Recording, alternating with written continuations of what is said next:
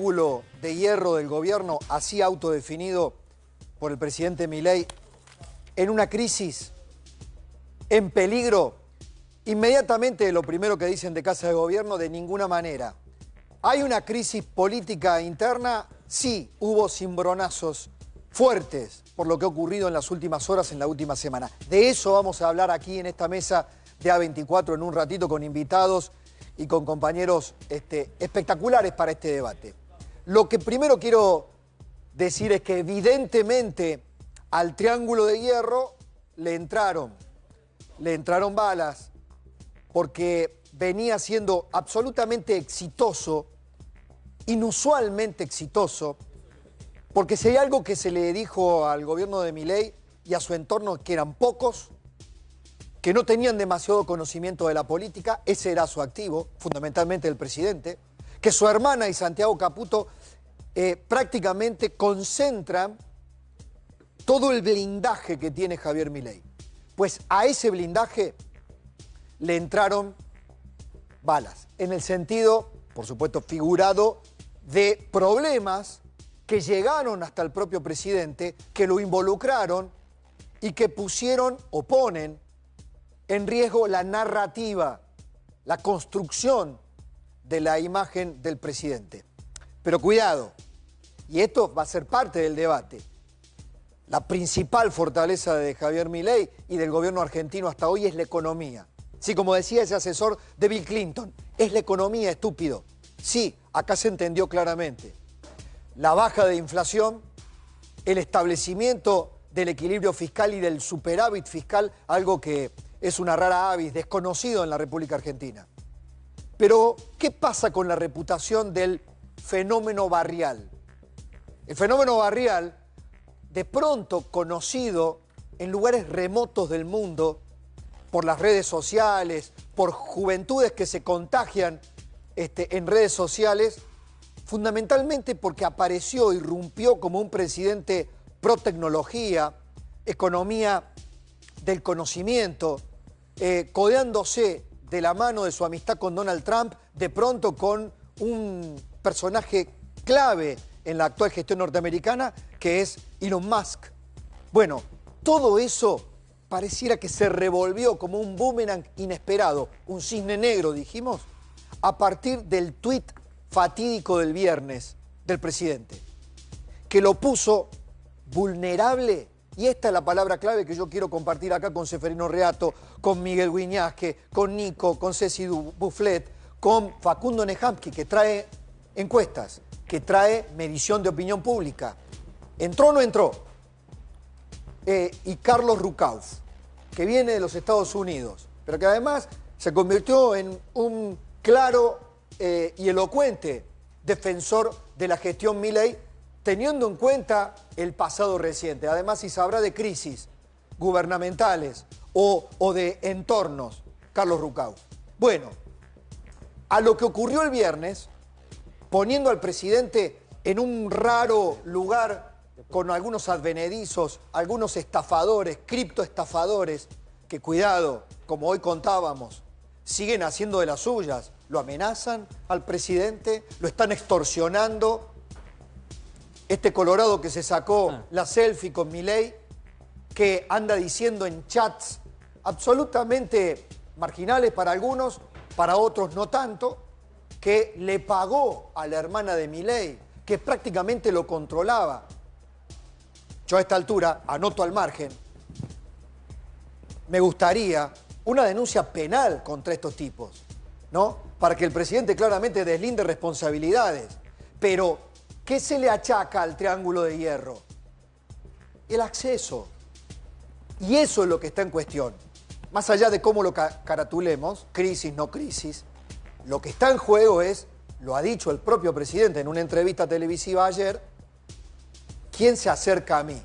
¿Puedo ser o manejarme como un hombre común? No. ¿Puedo tuitear como cualquiera? Y tal vez no. Pusieron al presidente en un lugar de vulnerabilidad. Inmediatamente, para ver la big picture, ¿no? La pintura completa, esto le llega al laburante del conurbano, al chofer de Rappi, al taxista, al remisero. las criptomonedas. ¿Cripto qué? No necesariamente. Pero las consecuencias políticas o económicas o financieras que deriven de un problema de nicho, tal vez sí sean un dolor de cabeza. Por ahora está conjurado. Ceci Bufflet nos va a contar qué pasó con los mercados. Primero, con feriado en los Estados Unidos, hubo una afectación local. Pero hoy los mercados, ¿no?, amagaron esta mañana con afectarse y luego recompusieron. Me parece, o al menos es lo que he estado consultando, vamos a verificarlo acá, que aquellos que tienen los ojos puestos en la Argentina de mediano y largo plazo están mirando los fundamentals del programa del gobierno. La estabilidad, la inflación, la salida del cepo, el acuerdo con el Fondo Monetario Internacional. De hecho, le dijo a Eduardo Feynman, Luis Caputo, la afectación de este problema con el Fondo Monetario Internacional es cero. A eso se le agregó, y con esto completo el panorama, y nos vamos a la mesa a debatir, el otro integrante del Triángulo de Hierro. Ayer, contra el manual del periodismo, contra el manual de la lógica de la relación entre el periodista y un político, un presidente, el asesor presidencial irrumpió para interrumpir una nota periodística. Quiero decir que en las que he participado jamás ocurrió eso, incluso con el mismo periodista, con Jonathan, en la que compartí una primera entrevista con Milei. Nadie había dado cuenta de una interferencia de esta naturaleza. ¿Qué le pasó a Santiago Caputo? ¿Qué le pasó al mago del Kremlin?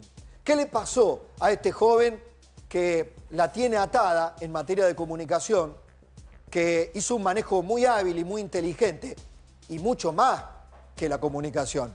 Fue encontrando nichos de poder y de construcción en el poder del gobierno cada vez más fuertes y clave. ¿Qué pasó? En el control de la crisis, esta mañana decía Manuel Adorni aquí con Antonio Laje, por el defecto de la perfección, del perfeccionismo, para que, claro, el presidente estaba dando una nota para hacer control de daños. Fíjense la vulnerabilidad o la fortaleza de Milei. La fortaleza de Milei es que es él contra el mundo. Es él como hacker del sistema. Así irrumpió, así la gente lo votó. El problema es que tal vez en esa fortaleza esté incita su debilidad. Porque es Milei y su grupito. ¿Alcanzan los miembros del Triángulo de Hierro para combatir todas las batallas? Bueno, hasta ahora el manejo de la comunicación de Santiago Caputo había sido muy correcta y muy productiva y funcional a los objetivos del gobierno, tanto en lo comunicacional como en lo político. Ayer, por la filtración que se generó, voluntaria, involuntaria, maliciosa, nadie lo sabe, se puso en foco esto. ¿De qué tipo de comunicación es la que da el presidente? ¿Da una comunicación amplia? ¿Habla con todo el mundo? Bueno, esto es una vieja historia, lo vamos a charlar con Seferino Reato. ¿Se acuerdan cuando un grupo de periodistas se sumaba para decir queremos preguntar con Cristina Fernández de Kirchner? Porque Cristina usó y abusó de un instrumento que le daba la ley, la cadena nacional, hasta el agotamiento, hasta casi era una condena. Irrumpía en la programación de la radio y la televisión y de los medios por ley y teníamos que suspender toda la comunicación.